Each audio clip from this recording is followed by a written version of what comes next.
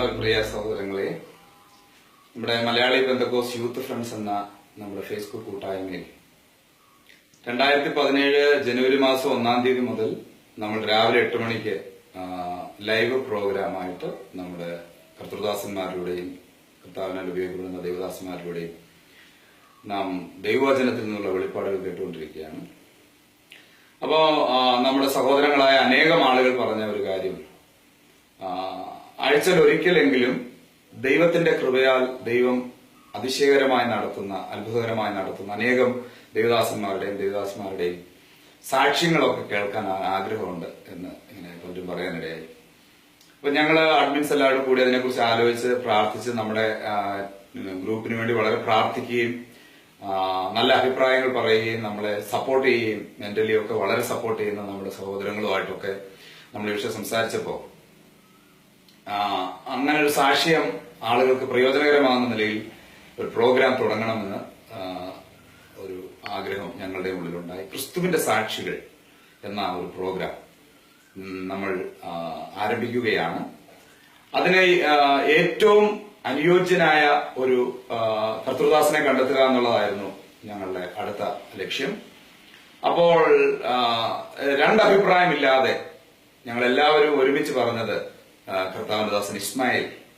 പേര് കേൾക്കുമ്പോൾ തന്നെ നിങ്ങൾക്കറിയാം, പ്രാചീനമായ ഒരു മുസ്ലിം കുടുംബത്തിൽ നിന്ന് 16 വർഷങ്ങൾക്ക് മുൻപ് യേശു ക്രിസ്തുവിനെ രക്ഷകനായി സ്വീകരിച്ച് കർത്താവിന്റെ രാജ്യത്തിനു വേണ്ടി അത്യധ്വാനം ചെയ്യുന്ന വളരെ ശാന്തനായ അനുഗ്രഹീതനായ ഒരു ദേവദാസൻ. ബഹുമാന ദേവദാസനെ നമുക്ക് ഈ പ്രോഗ്രാമിലേക്ക് സ്വാഗതം ചെയ്യാം. കർത്താവിന്റെ ദാസൻ ഇസ്മായിലിനെ ഈ പ്രോഗ്രാമിലേക്ക് സ്വാഗതം ചെയ്യാം. കർത്തദാസനെ ദേവദാസനെ കുറിച്ച് ഒരുപാട് കാര്യങ്ങളൊക്കെ, ദേവദാസന്റെ മിനിസ്ട്രിയെ കുറിച്ചും കർത്തദാസൻ യേശുക്രിസ്തുവിനെ അറിഞ്ഞതിനെ കുറിച്ചും ഒക്കെ ഞങ്ങൾ പല ദേവദാസന്മാരോട് കേൾക്കാനിടയായി. വാസ്തവത്തിൽ പാസ്റ്ററിന്റെ സ്വന്തം സ്ഥലം എവിടെയാണെന്നും? എന്റെ സ്വന്തം സ്ഥലം ഞാൻ വയനാട് തമിഴ്നാട് ബോർഡറില് സൂസമ്പാടി എന്ന് പറയുന്ന സ്ഥലത്താണ് എന്റെ സ്ഥലം. ആക്ച്വലി അത് തമിഴ്നാട് തന്നെയാണ്. പക്ഷെ ഞാൻ പഠിക്കുകയൊക്കെ ചെയ്തത് വയനാട്ടിലായതുകൊണ്ട് വയനാട്ടിലെ മാനന്തവാടി ബത്തേരി ഒക്കെ പഠിച്ചു. അവിടെ കുറച്ചു കാലൊക്കെ താമസിച്ചതുകൊണ്ട് ഇസ്മായിൽ വയനാട് ഞാൻ അറിയപ്പെടുന്നു. അതാണ് ആ കാര്യം. പാസ്റ്ററിന്റെ വീട്ടില് ആരൊക്കെയുണ്ട്? എനിക്ക് മാതാവുണ്ട്, 3 സഹോദരങ്ങളുണ്ട്. വാപ്പ കഴിഞ്ഞ ജൂലൈയിൽ മരിച്ചുപോയി. അവരെപ്പോഴും മുസ്ലിംസ് തന്നെ. ഏകനായിട്ടാണ് വിശ്വാസം? അതെ, ഏകനായിട്ട് വിശ്വാസം. ദേവദാസൻ അങ്ങനെ വിശ്വാസത്തിലേക്ക് വരുന്ന സമയത്ത് എന്നാ പ്രായം ഉണ്ടായിരുന്നു? എനിക്ക് 20ാമത്തെ വയസ്സിലാണ് ഞാൻ ദൈവത്തെ അറിയുന്നത്. അപ്പം എന്തോ ചെയ്യുമായിരുന്നു? ഞാനപ്പോ ഡിഗ്രിക്ക് ഇംഗ്ലീഷ് ലിറ്ററേച്ചർ പഠിച്ചുകൊണ്ടിരിക്കുകയായിരുന്നു. ഒരു പ്രൈവറ്റ് കോളേജിൽ പഠിച്ചുകൊണ്ടിരിക്കുമ്പോഴൊക്കെ. അതും നമ്മുടെ നാട്ടിൽ തന്നെ, വയനാട്ടിൽ തന്നെ? വയനാട്ടില് ബത്തേരി കോപ്പറേറ്റീവ് കോളേജ്. പക്ഷെ അങ്ങനെ യേശുക്രിസ്തുവിലേക്ക് വരാനായിട്ടുള്ള ഒരു അതില് പല കാരണങ്ങൾ പറയാനുണ്ടെങ്കിലും ഏറ്റവും പ്രധാനപ്പെട്ട കാര്യം, ഞാൻ ഈ വേദപുസ്തകമാണ് എന്നെ കർത്താവിലേക്ക് നയിച്ചത്. അതിന്റെ ഒരു കാരണം ഞാൻ എന്നെ തന്നെ ഒന്ന് പരിചയപ്പെടുത്തുന്നതിൽ വലിയ സന്തോഷമുണ്ട്. പ്രിയ കർത്താവദാസൻ പറഞ്ഞതുപോലെ ഞാനൊരു ഓർത്തഡോക്സ് മുസ്ലിം കുടുംബത്തിലാണ് ജനിച്ച് വളർത്തപ്പെട്ടത്. അപ്പോ കുഞ്ഞുനാളിൽ തന്നെ എല്ലാ രീതിയിലും മതചിട്ടയിലൊക്കെ വളരാൻ എനിക്ക് സാധിച്ചു.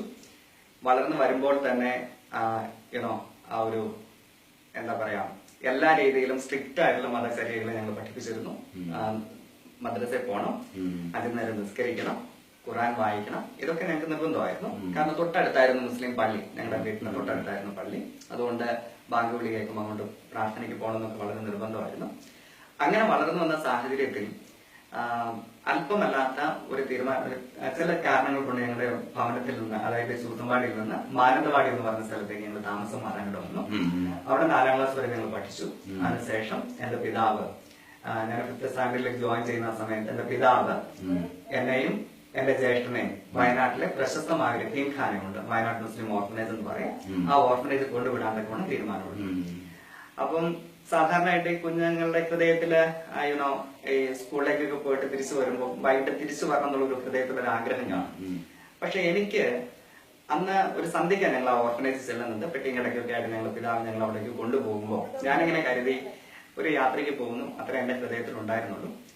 അത് കഴിഞ്ഞ് ഞങ്ങളുടെ പിതാവ് അവിടെ വിട്ടേച്ച് ഞങ്ങൾ പോകുന്ന സമയത്ത് ഞാൻ ഓർത്തു അന്ന് എനിക്ക് പോകാൻ പറ്റത്തില്ല, എന്നാൽ പിറ്റേ ദിവസമെങ്കിലും പോകാമെന്ന് ഞാൻ ചിന്തിച്ചു. പിറ്റേ ദിവസവും പോകാൻ പറ്റില്ല. അടുത്ത 3 വർഷത്തേക്ക് എനിക്ക് എന്റെ വീട്ടിലേക്ക് പോകാൻ പറ്റില്ല. അപ്പോ എന്റെ ഹൃദയത്തിൽ ആകെപ്പാടെ വിഷമമായി. അപ്പോഴേ ഞാൻ ചിന്തിച്ചത്, എനിക്കൊരു കാര്യം മനസ്സിലായി, ഞങ്ങളെ വിട്ടേച്ച് പിതാവ് പോയതാണ്. പിന്നീട് എനിക്ക് തിരിച്ചറിയാൻ പറ്റി എന്റെ പിതാവ് ഞങ്ങളെ ഉപേക്ഷിച്ച് പോവുകയായിരുന്നു എന്ന് മനസ്സിലായി. അങ്ങനെ ആ ഓർഫനേജിൽ ഞങ്ങള് 2 പേരോട് വളർന്നു വരുമ്പോൾ ഞങ്ങളുടെ വീട്ടിലൊക്കെ ഇച്ചിരി അല്ലാത്ത ബുദ്ധിമുട്ടുള്ള കാര്യങ്ങളൊക്കെ ഉണ്ടായിരുന്നു. അതൊന്നും വിശദീകരിക്കാൻ ഞാൻ ആഗ്രഹിക്കുന്നുണ്ട്.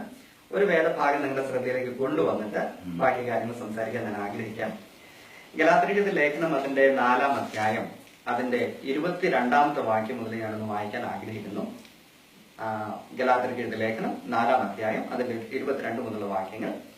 അവിടെ നാം ഇങ്ങനെ കാണുന്നത്, അബ്രഹാമിന് 2 പുത്രന്മാരുണ്ടായിരുന്നു. ഒരുവൻ ദാസി പ്രസവിച്ചവൻ, ഒരുവൻ സ്വതന്ത്ര പ്രസവിച്ചവൻ എന്ന് എഴുതിയിരിക്കുന്നുവല്ലോ. ദാസിയുടെ മകൻ ജഡപ്രകാരവും സ്വതന്ത്രയുടെ മകനോ വാഗ്ദത്തത്താലും ജനിച്ചിരിക്കുന്നു. ഇത് സാദൃശ്യമാകുന്നു. വീണ്ടും അതിന്റെ 28-ാം വാക്യത്തിൽ പൗലോസ് അപ്പോസ്തലൻ പറയുന്നു, നാമോ സഹോദരന്മാരെ ഇസ്ഹാക്കിനെ പോലെ വാഗ്ദത്തത്താൽ ജനിച്ച മക്കളാകും. അപ്പോസ്തലനായ പൗലോസ് ഇവിടെ ഈ വേദഭാഗത്തിലൂടെ തെളിയിക്കുന്ന 2 പ്രമാണങ്ങളെ കുറിച്ചാണ്. പക്ഷെ ഞാൻ അതിലേക്കൊന്നും വിശദീകരിക്കാൻ ആഗ്രഹിക്കുന്നില്ലെങ്കിലും എന്റെ സാക്ഷ്യവുമായി ബന്ധപ്പെട്ട് ഞാൻ ചില കാര്യങ്ങൾ പറയാൻ ആഗ്രഹിക്കുകയാണ്. ഇവിടെ അബ്രഹാമിന് 2 പുത്രന്മാരുണ്ടായിരുന്നെന്ന് കാണുന്നു. 1-ാമത്തെ ആള് ദാസി പ്രസവിച്ചെന്ന. അപ്പൊ നമുക്കറിയാം, ഉൽപ്പത്തി പുസ്തകം 16-ാം അധ്യായത്തിൽ നാം കാണുന്നത്, ഈ ദാസിക്ക് ഉണ്ടാകുന്ന മകൻ, ആ മകൻ എങ്ങനെയാണ് ഉണ്ടായതെന്ന് ഉൽപ്പത്തി പുസ്തകം 16-ാം അധ്യായത്തിൽ നമ്മൾ കാണുകയാണ്. അവിടെ ഹാഗാർ തന്റെ ദാസിയായ സാറായുടെ അടുക്കൽ നിന്ന് ഓടിപ്പോകുന്ന ഈ ഹാഗാറിനോട് ദൈവത്തിന്റെ ദൂതൻ സംസാരിക്കുന്ന ഒരു ഭാഗം നാം ഇങ്ങനെ കാണുന്നു. 10-ാം വാക്യം മുതൽ ഞാനൊന്ന് വായിക്കാൻ ആഗ്രഹിക്കുന്നു. ഉൽപ്പത്തി പുസ്തകം 16-ാം അധ്യായത്തിന്റെ 10-ാം വാക്യം. യഹോവയുടെ ദൂതൻ പിന്നെയും അവളോട്, ഞാൻ നിന്റെ സന്തതിയെ ഏറ്റവും വർദ്ധിപ്പിക്കും, അത് എണ്ണിക്കൂടാതെ വണ്ണം പെരുപ്പമുള്ളതായിരിക്കും. നീ ഗർഭിണിയല്ലോ, നീ ഒരു മകനെ പ്രസവിക്കും. യഹോവ നിന്റെ സങ്കടം കേൾക്കുകൊണ്ട് അവൻ ഇഷ്മായേൽ എന്ന് പേര് വിളിക്കണം. ഞാനൊരു കാര്യം പറയട്ടെ, നമ്മളൊന്ന് വായിച്ച ആദ്യത്തെ ഭാഗത്ത് ഒരുവൻ ദാസി പ്രസവിച്ചവനെന്ന് കാണുന്നു. അവിടെ ദാസിയുടെ മകൻ എന്ന് പറയുന്നത് ഇസ്മായിലാന്ന് നമുക്ക് നല്ലതായിട്ട് അറിയാം, അല്ലെ? അപ്പോ ഈ ദാസിയുടെ മകന്റെ പ്രത്യേകത, അവൻ ഗലാത്യരുടെ ലേഖനത്തിൽ നമ്മൾ വായിച്ചത് അവൻ ജഡപ്രകാരം ഉണ്ടായിരുന്ന, അഥവാ ദൈവത്തിന്റെ ഹിതപ്രകാരം അല്ലാതെ ഉണ്ടായിരുന്ന. അപ്പൊ ഇവിടെ നമ്മൾ കാണുന്നത്, ദൈവത്തിന്റെ സ്ഥലത്ത് നിന്ന് ഹാഗാർ ഓടിപ്പോകുന്ന സമയത്ത് ഹാഗാറിനോട് ദൈവത്തിന്റെ ദൂതൻ സംസാരിക്കുക എന്താണ്, നീ ഒരു മകനെ പ്രസവിക്കും, നീ തിരിച്ച് നിന്റെ യജമാനത്തിന്റെ അടുക്കൽ പോയിട്ട് താമസിക്കണം. ഈ പുസ്തകത്തെ ഞാൻ സ്നേഹിക്കാൻ, അല്ലെങ്കിൽ യേശുവിനെ സ്നേഹിക്കാനുള്ള പ്രധാനപ്പെട്ട കാര്യം, ഇതൊരു പ്രവചന പുസ്തകമാണ്. അപ്പൊ ഇതിനകത്ത് എന്തൊക്കെ പ്രവചിച്ചിട്ടുണ്ടോ അതെല്ലാം നടന്നിട്ടുണ്ട്. ഇനി പ്രവചന നിവർത്തി വരാനുള്ള സകല കാര്യങ്ങളും അതുപോലെ നടക്കുമെന്ന് ഞാൻ വിശ്വസിക്കുക. കാരണം ഈ പുസ്തകം ദൈവത്തിന്റെ പരിശുദ്ധാത്മാവെന്ന വിരുദ്ധമായ പുസ്തകമാണ്. അപ്പോ ഇസ്മായേൽ എന്നുള്ള പേര് കേട്ടപ്പോഴേ മനസ്സിലായി എന്റെ പേര് ഇസ്മായേൽ എന്നാണ്. അപ്പോ ഞാൻ പറയാൻ വന്നത്, ഇസ്മായേൽ എന്നുള്ള വാക്കിന്റെ അർത്ഥം ദൈവത്തിന്റെ ദൂതൻ തന്നെ പറയുന്നു, യഹോവ നിന്റെ സങ്കടം കേൾക്കുകൊണ്ട് അവൻ ഇസ്മായേൽ എന്ന് പേര് വിളിക്കണം. ഇനി അടുത്ത ഭാഗം എങ്ങനെയാണ് നമ്മൾ വായിക്കുന്നത്? 12-ാം വാക്യം. അവൻ കാട്ടുകഴുതയെ പോലുള്ള മനുഷ്യനായിരിക്കും, അവന്റെ കൈ എല്ലാവർക്കും വിരോധമായി, എല്ലാവരുടെ കൈ അവനും വിരോധമായിരിക്കും. അപ്പം കാട്ടുകഴുതയെ കുറിച്ച് ഞാനൊരു വിധത്തിൽ ഇങ്ങനെ കേട്ടത്, അതിന്റെ മുമ്പിലൂടെ നടന്നാൽ അത് കടിക്കും, പുറകിലൂടെ നടന്നാൽ തൊഴിക്കും. നല്ല സ്വഭാവം. അപ്പം ജനിക്കുന്നതിന് മുമ്പേ തന്നെ ഇസ്മായേലിനെ കുറിച്ച് ദൈവത്തിന്റെ ആത്മാവ് പ്രവചന രൂപത്തിൽ പറയുകയാണ്, അവൻ ഇങ്ങനെയുള്ള മനുഷ്യനായിരിക്കും. അത് കഴിഞ്ഞിട്ട് പറയുന്നു, അവൻ തന്റെ സകല സഹോദരന്മാർക്കും എതിരെ പാർക്കും എന്നറിവ് ചെയ്യുന്നു. ഈ ഒരു ഭാഗം ഞാൻ എന്തുകൊണ്ട് നിങ്ങളുടെ മുമ്പിൽ വായിച്ചു എന്ന് വെച്ചാൽ, നമ്മൾ ആദ്യം കണ്ടത് ഗലാത്യരുടെ ലേഖനത്തിൽ വായിച്ചത് എങ്ങനെയാണ്, ദാസിയുടെ മകൻ ജഡപ്രകാരം സ്വതന്ത്രയുടെ മകനോ വാഗ്ദത്തത്താലും ജനിച്ചിരുന്നു.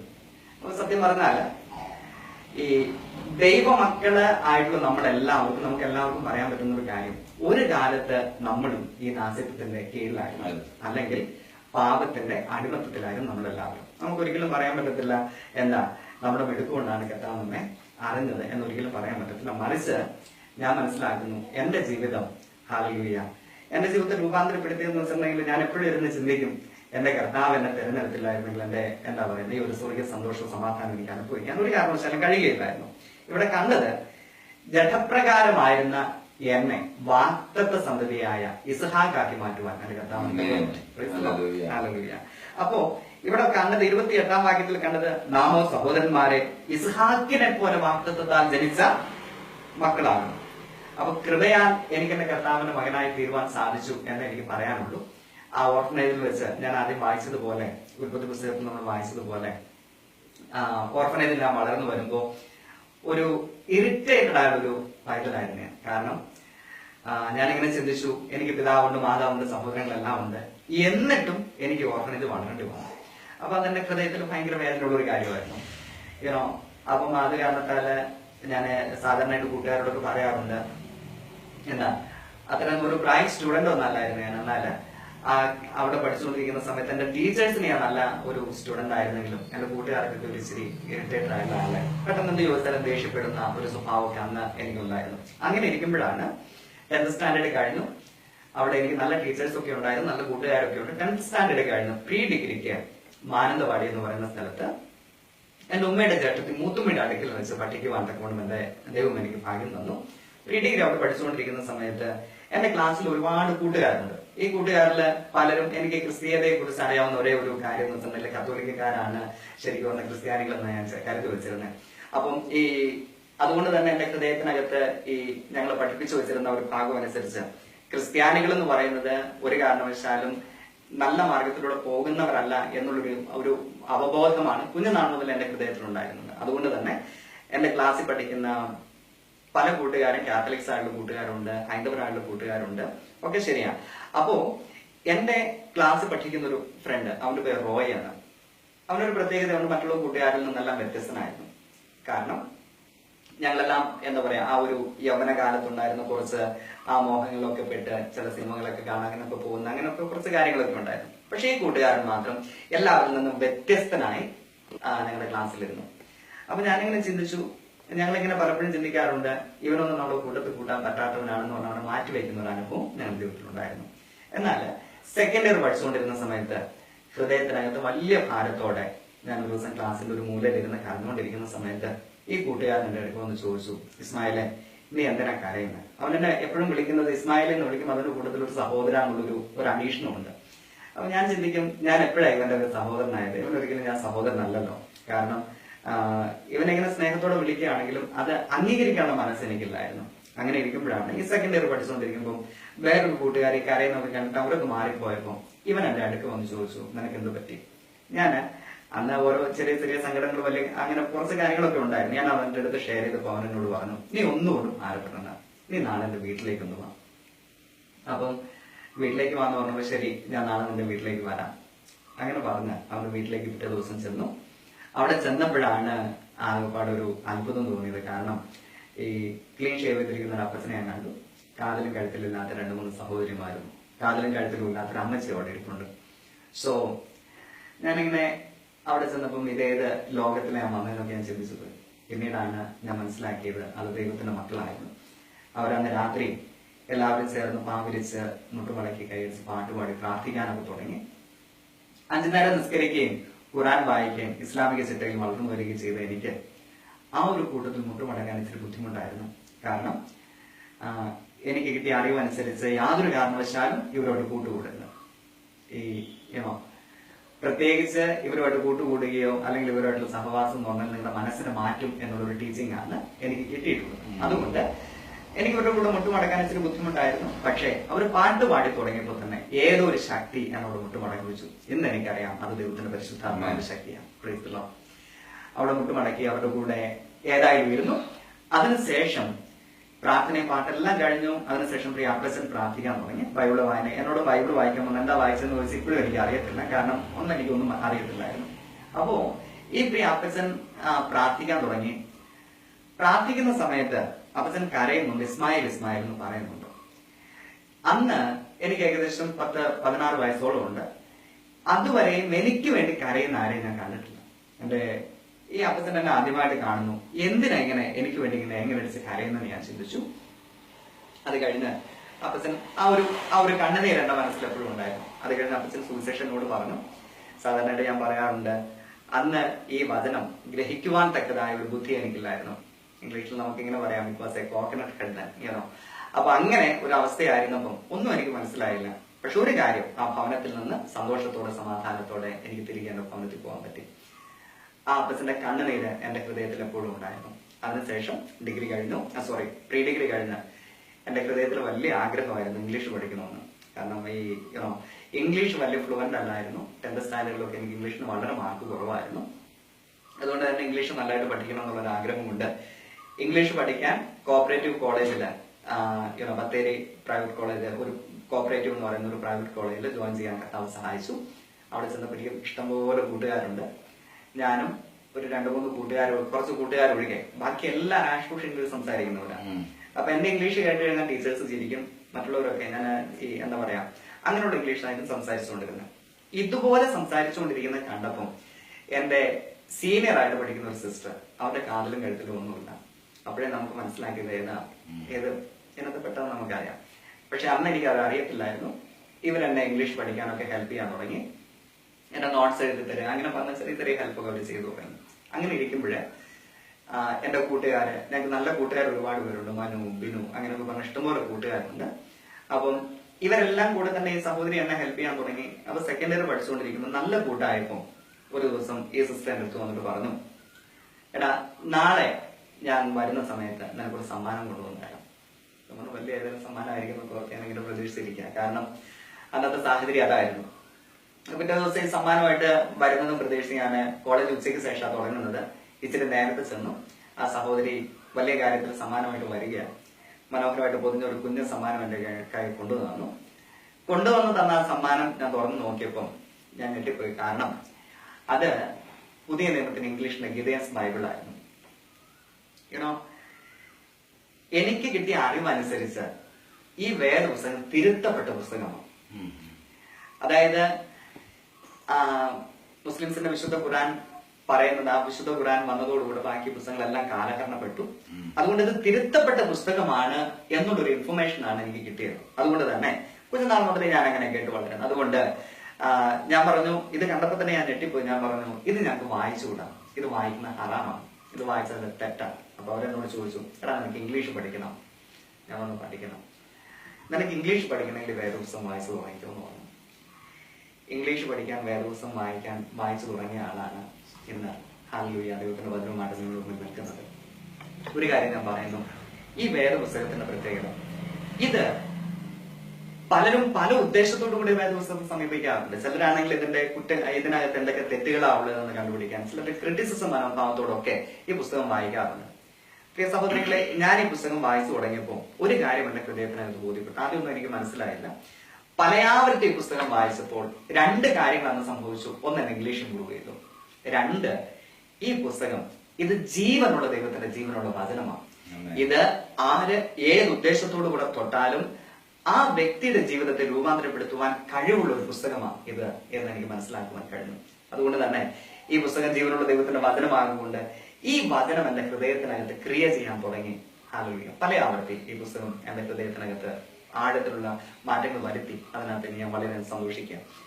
അതിനുശേഷം പിന്നീട് ICPF എന്ന് പറയുന്ന ഒരു സംഘടനയിൽ പഠിക്കുന്ന ഒരു അങ്കിളും ആന്റിയുമായിട്ട് ഇതേ ചേച്ചി എന്നെ പരിചയപ്പെടുത്തി. അങ്കിളുടെ പേര് ജേക്കബ് കുരുള, ആന്റിയുടെ പേര് അന്നമാൻഡി.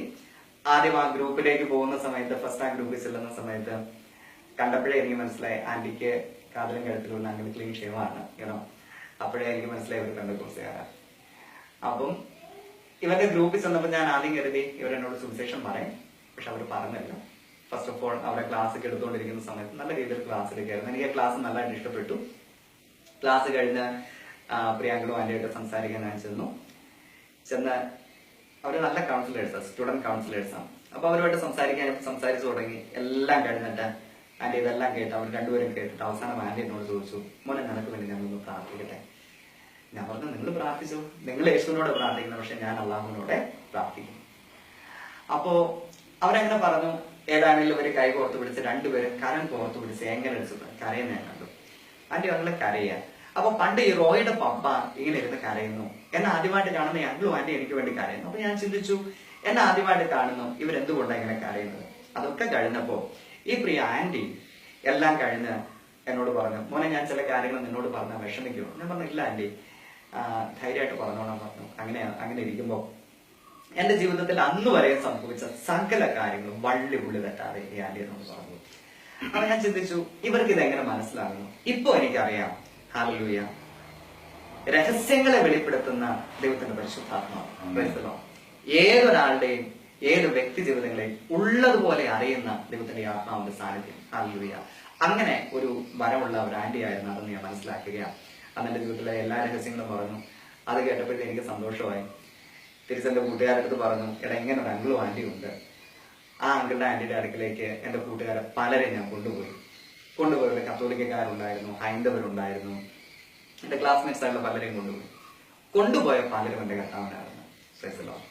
ICPF പല ക്യാമ്പുകളിൽ പങ്കെടുക്കാൻ എന്റെ കർത്താവ് എന്നെ സഹായിച്ചു. പല ക്യാമ്പുകളിൽ ആദ്യത്തെ ഒരു ക്യാമ്പ് തന്നെ ഞാൻ ഈ അങ്കിൾ ആന്റിയുടെ കൂടെ ചില കൂട്ടുകാരുടെ ഒക്കെ പോലെ ഞാൻ ഇപ്പോഴും ഓർക്കുന്നുണ്ട്. ആ ക്യാമ്പിലൊക്കെ ചെന്നപ്പം വലിയ സന്തോഷമായിരുന്നു. പക്ഷേ അന്ന് പോകുമ്പോഴും എന്റെ ഹൃദയത്തിൽ ആഗ്രഹം ഞാൻ ഒരിക്കലും ക്രിസ്ത്യാനി ആകരുതെന്നാണ്. പക്ഷെ അങ്ങനെ പല ആവർത്തി ക്യാമ്പിലൊക്കെ പോയി പല ക്യാമ്പ്സ് എന്റെ ജീവിതത്തിൽ പല രൂപാന്തരത്തിനും മുഖാന്തരമൊക്കെ ആയിട്ടുണ്ട്. പല ക്യാമ്പുകളിൽ പങ്കെടുത്തു. നീണ്ട ഒരു വർഷം ഈ അങ്കിളുടെ ആന്റിയുടെയും കൂടെ നിൽക്കാനൊക്കെ കർത്താവ് സഹായിച്ചു. ഇവരുമായിട്ട് പല കാര്യങ്ങൾ തർക്കിക്കും. ഇവര് പലപ്പോഴും ഒരു 3 മാസം കഴിഞ്ഞപ്പം ഇവരെന്നോട് യേശുവിനെ കുറിച്ച് പറയുന്നൊക്കെ പ്രതീക്ഷിച്ചിരിക്കുക. പക്ഷെ ഒരു 3 മാസത്തോളം ഇവരൊന്നും മിണ്ടിയില്ല. അപ്പോഴാണ് സഖി കേട്ടിട്ട് അവരുടെ ലൈബ്രറി ക്യാമ്പിൽ ഖുറാൻ എടുക്കുന്നുണ്ടായിരുന്നു. ഞാൻ ആന്റിയോട് ചോദിച്ചു, ആന്റി നിങ്ങളെ ക്രിസ്ത്യാനികളുണ്ട്, പിന്നെ എന്തിനായി ഖുറാൻ കൊണ്ട് വെച്ചിരിക്കുന്നത്? അങ്ങനെ പറഞ്ഞ പോലെ അതൊരു പുസ്തകം, അതുകൊണ്ട് വെച്ചതാണ്. അതിലും വീഴുന്നില്ല എന്ന് കണ്ടപ്പോൾ ഞാൻ അവസാനം പറഞ്ഞു, എനിക്ക് യേശുവിനെ കുറിച്ച് അറിയണം. യേശുവിനെ കുറിച്ച് അറിയണം എന്നുള്ള ചോദ്യം കേട്ടിരിക്കുക, അത് കാത്തിരിക്കായിരുന്നു അപ്പോഴുള്ളവര്. കാരണം അവരെനിക്ക് വേണ്ടി അത്രയും ദിവസങ്ങൾ പ്രാർത്ഥിച്ചുകൊണ്ടിരിക്കുകയായിരുന്നു. അപ്പോൾ അവരെന്നോട് സുവിശേഷം പറഞ്ഞു. സുവിശേഷം പറയാൻ തുടങ്ങിയപ്പോൾ ഞാൻ തലക്കിക്കാൻ തുടങ്ങി. കാരണം ഞാൻ വിശ്വസിച്ചിരുന്നത് യേശു പ്രവാചകനാണ്. യേശു പ്രവാചകനാണ് എന്നുള്ളതിലുപരിയായി അതിനപ്പുറം ഒരു ദൈവികത്വം ഒരിക്കലും യേശുവിലില്ല എന്നാണ് ഞാൻ പഠിച്ചു വെച്ചിരുന്നത്. അപ്പോ അങ്ങനെ ഇരിക്കുന്ന ഈ യേശു എങ്ങനെ ദൈവമാണ്, എങ്ങനെ രക്ഷിതാമാണ്? ആ ഒരു ചോദ്യം എന്റെ ഹൃദയത്തിനായിട്ട് ആഴത്തിൽ പതിയായിരുന്നു. ഞാൻ അവരോട് തർക്കിച്ചു. രാത്രികാലങ്ങളൊക്കെ ഇരുന്ന് തർക്കിക്കും. അവർ തരുന്ന ആഹാരം കഴിക്കും. അവർ ഓർക്കത്തില്ല. രാത്രി 2-3 മണി വരെയൊക്കെ അവരായിട്ട് തർക്കിക്കുമായിരുന്നു. പല ആവർത്തി ആകെ പല കൺഫ്യൂഷനായി. ഖുറാന്റെ മലയാളം ട്രാൻസ്ലേഷൻ വായിക്കാൻ തുടങ്ങി, ബൈബിള് വായിക്കാൻ തുടങ്ങി. പലരോടും സംശയങ്ങൾ ചോദിച്ചു. ആർക്കും വ്യക്തമായ മറുപടി തരാൻ പറ്റിയില്ല. ഇവരെനിക്കോട് പ്രാർത്ഥിച്ചുകൊണ്ടിരുന്നു. അങ്ങനെ ഇരിക്കുമ്പോൾ ഞാൻ 3rd ഇയർ പഠിക്കുന്ന സമയത്ത് എന്റെ കൂട്ടുകാരൻ പലരും രക്ഷിക്കപ്പെട്ട് സ്നാനപ്പെട്ടു. മനു, ഷംന അങ്ങനെയൊക്കെ പറഞ്ഞ കുറെ കൂട്ടുകാരൻ സ്നാനപ്പെടുവാൻ കൊണ്ട് തീരുമാനിച്ചു. അവർ രക്ഷിക്കപ്പെട്ടു. വാസ്തുമായി അല്ല, ഇവര് കാത്തലിക്സ് ആയിരുന്നു. ഷംന ഒരു ഹൈന്ദവ സഹോദരിയായിരുന്നു. അപ്പം ഷംന ഹൈന്ദവ സഹോദരിയായിരുന്നു. മനു ഒരു കാത്തലിക്, എന്താണ് ബിനു, അങ്ങനെ കുറെ ഫ്രണ്ട്സ് ഉണ്ടായിരുന്നു. അവരൊക്കെ സ്നാനപ്പെടാൻ കൊണ്ട് തീരുമാനിച്ചപ്പോൾ എന്താ സ്നാനം എന്നറിയാൻ വേണ്ടി ഞാനൊന്ന് പോയി. കാര്യം ഇവരുമായിട്ട് നല്ല ഫെലോഷിപ്പ് ഉണ്ടെങ്കിലും ഇങ്ങനെയുള്ള എന്താ സ്നാനപ്പെടുക എന്നറിയാൻ വേണ്ടി ഞാനൊന്ന് ചെന്നതാണ്. അപ്പം എന്റെ കൂട്ടുകാരാരാന്ന് എനിക്ക് നല്ലതായിട്ട് അറിയാം. പക്ഷേ ഇവര് കർത്താവിനെ അറിഞ്ഞു, സ്നാനപ്പെട്ടു. സ്നാനക്കടവിൽ നിന്ന് എഴുന്നേറ്റ് വരുമ്പോൾ അവരുടെ മുഖത്തുണ്ടായിരുന്ന ദൈവതേജസ് കണ്ടപ്പോൾ എനിക്കൊരു കാര്യം മനസ്സിലായി. വാസ്തവമായ ദൈവത്തിന്റെ പ്രവൃത്തി ഇവരുടെ മധ്യത്തിലുണ്ട്. അപ്പോ ഞാനിങ്ങനെ ചിന്തിച്ചു, ദൈവമേ ഇവര് എങ്ങനെയുള്ള വ്യക്തികളാണെന്ന് എനിക്കറിയാം. പക്ഷെ ഇവരുടെ മുഖത്ത് ഒരു ദൈവതേജസ് ഉണ്ട്. അത് കഴിഞ്ഞ് കർത്തൃമേശ എടുക്കുന്ന സമയത്ത് ദൈവത്തിന്റെ ദാസൻ ഇങ്ങനെ കർത്തൃമേശയൊക്കെ കഴിഞ്ഞിട്ട് ലാസ്റ്റ് പറയുന്നുണ്ടല്ലോ, അപ്പോൾ ദൈവം ശേഷിച്ചിരിക്കുന്നു. ഇത് കാണിക്കുന്നത് അനേകർ ഇതിനകത്ത് ഭാഗവാക്കാകാനുണ്ട് എന്നൊക്കെയാ സാധാരണ കൺക്ലൂഷൻ ആയിട്ട് പറയാറുണ്ട്. പക്ഷെ അന്ന് ദൈവദാസൻ ഇങ്ങനെയാ പറഞ്ഞത്, ഇത് കാണിക്കുന്നത് എന്ന് പറയുന്നതിന് പകരം ഇങ്ങനെ പറഞ്ഞു, ഇത് നിന്റെ അവസാനത്തെ ചാൻസ്. അപ്പൊ ഞാൻ ഓർക്കുന്നു, ഇന്ന് നീ മാനസാന്തരപ്പെട്ടുള്ള നിന്റെ കാര്യം പോക്കാം. അപ്പൊ ഞാൻ ചിന്തിച്ചു, അവിടെ 2-3 കുഞ്ഞുങ്ങൾ ഒഴികെ ബാക്കി എല്ലാവരും രക്ഷിക്കപ്പെട്ട് കർത്തൃമേശയിൽ പങ്കെടുത്ത് ദൈവമക്കളായി തീർന്നവരാണ്. അതിനകത്ത് ആകാത്ത ഞാനേ ഉള്ളൂ. അപ്പോ ഞാനിങ്ങനെ ആരോടും യാത്ര പറയാതെ അവിടുന്ന് കണ്ണുനീരോടുകൂടെ തിരിച്ചെന്റെ വീട്ടിലേക്ക് പോയി. തിരക്കേറിയ ബസ്സിൽ ബത്തേരിയിൽ നിന്ന് തിരിച്ചെന്റെ വീട്ടിലേക്ക് പോകുമ്പോൾ ആ ബസ്സിന്റെ ഏറ്റവും പുറകിലെ സീറ്റിലിരുന്ന് ഞാനിങ്ങനെ ദൈവത്തോട് ചോദിച്ചു. അന്ന് ഞാൻ ആരാധിച്ചിരുന്ന ദൈവത്തോട് ഇങ്ങനെ ചോദിച്ചു, ദൈവമേ ഞാൻ ആകെ കൺഫ്യൂസ്ഡ് ആണ്. ഇവർ പറയുന്നു യേശുവാണ് ദൈവം, ഞാൻ വിശ്വസിക്കുന്നത് നീ ഏക ഇലാഹനെ ഞാൻ വിശ്വസിച്ചിരുന്നു. അപ്പം തിരിച്ച് ഞാൻ എന്റെ വീട്ടിലേക്ക് പോകുമ്പോൾ ആ തിരക്കേറിയ ബസ്സിലിരുന്ന് ഞാൻ ദൈവത്തോട് ഇങ്ങനെ ചോദിച്ചു, നാരായണ ദൈവത്തോട് ഇങ്ങനെ ചോദിച്ചു, ദൈവമേ ഇവർ പറയുന്നു യേശുവാണ് ദൈവം, പക്ഷെ ഞാൻ വിശ്വസിച്ച് വന്നത് നീയാണ് ദൈവം, എന്താണ് സത്യം നീ എന്ന് പറയണം. ഞാൻ പ്രാരംഭത്തിൽ ഉൽപ്പത്തി പുസ്തകത്തിൽ നാം പറഞ്ഞ പോലെ യഹോവ നിന്റെ സങ്കടം കേൾക്കൊണ്ട് അവൻ ഇസ്മായിലിന്റെ പേര് വിളിക്കണം എന്ന് പറഞ്ഞു. അപ്പം ദൈവത്തിന്റെ വചനത്തിൽ ഇങ്ങനെ വായിക്കുന്നു, ഹൃദയം നുറുങ്ങിയവർക്ക് യഹോവ സമീപസ്ഥൻ, മനസ്സ് തകർന്നവനെ അവൻ രക്ഷിക്കുന്നു. നമ്മുടെ ദൈവത്തിന്റെ പ്രത്യേകത, അവൻ ഹൃദയ നുറുക്കത്തോട് ആരവന്റെ അടുക്കൽ ചെന്നാലും അവൻ ഏറ്റവും സമീപസ്ഥനായിരുന്നു കർത്താവ്. അവൻ നമ്മളെ രക്ഷിക്കുന്ന കർത്താവ്. അവൻ ഹൃദയ നുറുക്കത്തോടെ ബസ്സിനകത്ത് ഞാൻ കാലത്ത് പ്രാർത്ഥിക്കുമ്പോൾ കണ്ണുനീരോടെ നിലവിളിച്ച് പ്രാർത്ഥിക്കുന്ന സമയത്ത് ആരും ശ്രദ്ധിക്കുന്നില്ല, ഞാൻ ബസ്സിനകത്ത് ഇങ്ങനെ കുനിഞ്ഞിരിക്കുകയാണ്. അപ്പോ എന്റെ കർത്താവ് കേൾക്കുന്നവൻ മാത്രമല്ല അവൻ സംസാരിക്കുന്നത്. കർത്താവ് ആ കരഞ്ഞ് പ്രാർത്ഥിക്കുമ്പോൾ എന്റെ പേര് വിളിച്ചു, ഇസ്മായേൽ. അപ്പോ എന്നോട് പറയുക, നിന്റെ കയ്യില് ഇരിക്കുന്ന ബൈബിൾ നീ കുറച്ച് വായിക്കുക. അന്ന് എന്റെ കയ്യിൽ ആ പുതിയ നിയമത്തിന്റെ കോപ്പിയുണ്ട്, ആ ഗിവിൻസ് ബൈബിൾ. അതിനകത്ത് യോഹന്നാൻ എഴുതിയ സുവിശേഷം 1-ാം അധ്യായം അതിന്റെ 12-ാമത്തെ തിരുവചനം, അവനെ കൈക്കൊണ്ട് അവന്റെ നാമത്തിൽ വിശ്വസിക്കുന്ന ഏവർക്കും ദൈവമക്കളാകാനാണ് അധികാരമുള്ളത്. അപ്പം അത് അവനെ കൈക്കൊണ്ട്, യേശുവിനെ കൈക്കൊണ്ട് അവന്റെ നാമത്തിൽ വിശ്വസിക്കുന്ന ഏവർക്കും എന്ന് പറഞ്ഞപ്പോൾ ഞാൻ പറഞ്ഞു, ഏവർക്കും എന്ന് പറയുമ്പോൾ യേശുവെ ഇസ്മായിലിനും പറ്റുമല്ലോ, എന്നെ നിന്റെ മകനാക്കി തീർക്കുന്നത്.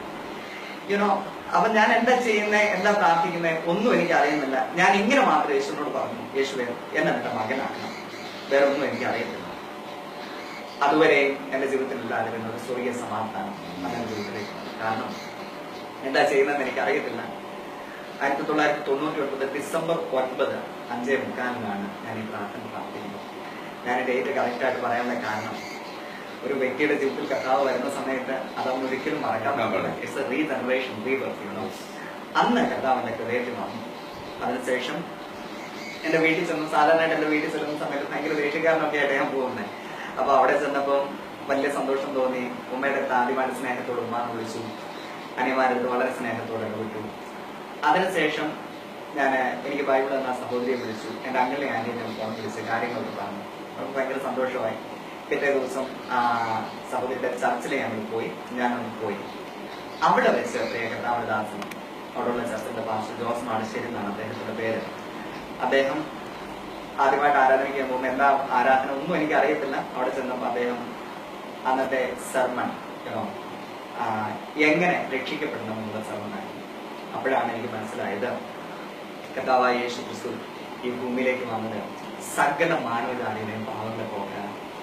കർത്താവിന്റെ പുനരുത്ഥാനത്തിൽ വിശ്വസിക്കാത്ത ഒരുവന് നിത്യജീവൻ പ്രാപിക്കാൻ കഴിയുകയില്ല എന്നൊരു ബോധം എനിക്കപ്പോഴുണ്ടായി. ഇത് പ്രസംഗിക്കുമ്പോൾ തന്നെ, ഇത് മനസ്സിലാക്കി അത് അദ്ദേഹം പറയുമ്പോൾ തന്നെ എന്റെ ഹൃദയത്തിനകത്ത് കർത്താവ് കുറ്റബോധം വന്നു. ആ സമയത്ത് തന്നെ എന്റെ കർത്താവിനെ സ്വന്തം രക്ഷിതാവായി സ്വീകരിക്കാൻ എന്റെ കർത്താവിനെ സഹായിച്ചു. ആ സഭയിൽ എഴുന്നേറ്റ് ഞാൻ പബ്ലിക്കായിട്ട് കർത്താവിനെ സ്വന്തം രക്ഷിതാവായി സ്വീകരിക്കണമെന്ന് പബ്ലിക് പറയാൻ കർത്താവ് സഹായിച്ചു. അതിനുശേഷം അങ്കിളെ മാന്യം പിന്നീട് മീറ്റ് ചെയ്തു. അവർക്ക് ഭയങ്കര സന്തോഷമായി. അവരും എന്റെ ആ ജീവിതത്തിലെ അനുഭവങ്ങളൊക്കെ കണ്ടു. അതിനുശേഷം ഒരുപാട് അനുഭവങ്ങളുണ്ട്, അതിലേക്ക് ഞാൻ കളിക്കുന്നില്ല.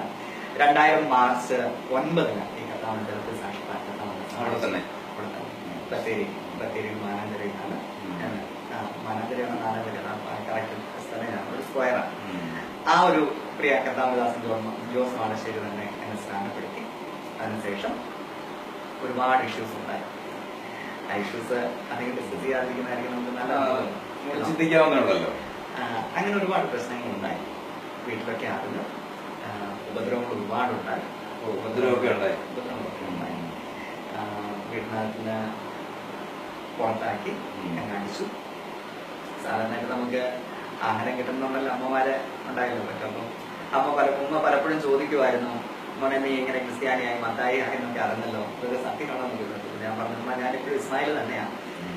അങ്ങനെ പറഞ്ഞൊക്കെ ഈ കോളേജിലേക്ക് രാവിലെ നേരത്തെ പോകും, രാത്രി വളരെ ലേറ്റായിട്ട് വീട്ടിൽ വരത്തുള്ളൂ. കാരണം മറ്റുള്ളവർ അറിഞ്ഞെന്നുള്ള കാര്യം ഞാനാണ്, അതുകൊണ്ട് വലിയ പ്രശ്നം ഉണ്ടാക്കണമെന്നാണ് അങ്ങനെ ഇരിക്കുന്നത്. അപ്പോൾ ഒരു ദിവസം കോളേജിലേക്ക് പോകാൻ സമയത്ത് ഒരു ദിവസം രാവിലെ ഒരുപാട് പേര് വീടിന് മുമ്പിൽ കൂടി.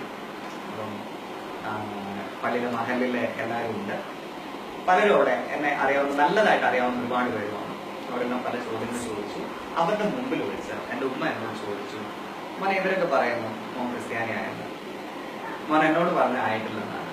ഇവർ പറയുന്നത് നീ ക്രിസ്ത്യാനിയായിരുന്നു, എന്താ യാഥാർത്ഥ്യം മോന് പറയാമെന്ന് വെച്ചു. അപ്പം കർത്താവ് പറഞ്ഞത്, ഒരു കാരണവശാലും അവനെ തള്ളിക്കളയരുത്. മനുഷ്യർക്ക് മുമ്പിൽ തന്നെ ഏറ്റു പറയാം, പിതാവിന് മുമ്പിൽ ഞാൻ എന്ത് ചെയ്യും തള്ളി പറയാം. ആ ഒരു വാക്യം അന്ന് ആ ഒരു ചെറിയ വിശ്വാസത്തിലും എന്റെ ഹൃദയത്തിലുണ്ടായിരുന്നുകൊണ്ട് ഇത്രയും പേരുടെ മുമ്പിൽ വെച്ച് എന്റെ കർത്താവ് തള്ളി പറയാൻ എനിക്ക് തോന്നിയിരുന്നു. ഞാൻ ഉമ്മയോട് പറഞ്ഞു, ഉമ്മ കേട്ടത് ശരിയാണ്, ഞാനിപ്പോ യേശുവിനെ അറിയുന്ന യേശുവിന്റെ ഒരു പൈതലാണെന്ന് ഞാൻ പറയാനുള്ളത്. അപ്പോഴ് ഇങ്ങനെ പറഞ്ഞപ്പോ യേശുവിന്റെ പൈതലാണെന്ന് പറഞ്ഞത് മാത്രം ഓർമ്മയുണ്ട്. എന്നോട് ആന്റി അടിച്ചു, ഒരാന്റി വെട്ടുകത്തിക്ക് വെട്ടാൻ വന്നു. പക്ഷേ അങ്ങനെയൊക്കെ സംഭവിക്കുമ്പോഴും അന്ന് തന്നെ ചോദ്യം ചെയ്യാൻ വന്നവര് തന്നെ അവരോട് പറഞ്ഞു, അവനെ തൊട്ടുപോകരുത്, കാരണം അവൻ ഇന്ത്യയിൽ ഒരു പൗരനാണ്, ഞങ്ങളുടെ മുമ്പിൽ വെച്ച് അവൻ അടിക്കാൻ ഞങ്ങൾ സമ്മതിക്കത്തില്ല. അപ്പം എന്നെ പ്രോസിക്യൂട്ട് ചെയ്യാൻ ക്വസ്റ്റ്യൻ ചെയ്യാൻ വന്നവരെ കൊണ്ട് തന്നെ കർത്താവ് എന്നെ വിടുവിച്ചു. അതൊരു പക്ഷെ ഞാനിങ്ങനെ ചില സമയത്ത് തമാശയ്ക്ക് ചിന്തിക്കാറുണ്ട്. ഇപ്പൊ എന്നെ കാണുമ്പോൾ ഒരു ഇച്ചിരി വാണമൊക്കെ ഉണ്ട്. അന്ന് ഇത്ര പോലും ഇല്ലായിരുന്നു. വളരെ അശുവായിട്ടുള്ള ഒരാളായിരുന്നു. കൃപയാണ് അധികം അടികൊള്ളാനൊന്നും കർത്താവ് സഹായിച്ചത് ഇടയാക്കിയില്ല. പക്ഷെ ആ വീട്ടിൽ നിന്ന് അപ്പൊ തന്നെ എന്റെ ഉമ്മ എന്നെ വീട്ടിനകത്തേക്ക് വിളിച്ച് എന്തെങ്കിലും ഒരു അപ്പം തന്നു. അന്ന് എനിക്ക് ഇച്ചിരി വെള്ളമൊക്കെ കുടിക്കാൻ വന്നിട്ട് വേഗം പൊക്കോന്ന് പറഞ്ഞ് എന്നെ വീട്ടിൽ നിന്ന് പറഞ്ഞു വിട്ടു. എന്നിട്ട് ഉമ്മ പോകുന്നതിന് മുമ്പ് ഒരു കാര്യം പറഞ്ഞു, മോനെ ഞാൻ ഒരിക്കൽ കൂടെ നിന്നെ വിളിക്കും, അപ്പൊ നീ ഒന്ന് മാറണം. ഞാൻ പറഞ്ഞു ശരി ഉമ്മ എന്ന് പറഞ്ഞാൽ ഞാൻ പോന്നു. അന്ന് കണ്ണനീരോടുകൂടെ ഞാൻ ആ വീട്ടിൽ നിന്ന് ഇറങ്ങിപ്പോയി. എന്റെ ഇളയ അനിയൻ അവിടെ ഉണ്ട്. എന്നെ ഒരുപാട് സ്നേഹിച്ച എന്റെ ജ്യേഷ്ഠൻ അവനൊക്കെ ഇതൊക്കെ അവർക്ക് ഒരുപാട് വിഷമമുണ്ട്. ഇപ്പോഴും ഞാൻ അവരെ സ്നേഹിക്കുന്നു, അവരെന്നെ സ്നേഹിക്കുന്നു എന്ന് വിശ്വസിക്കുന്നു.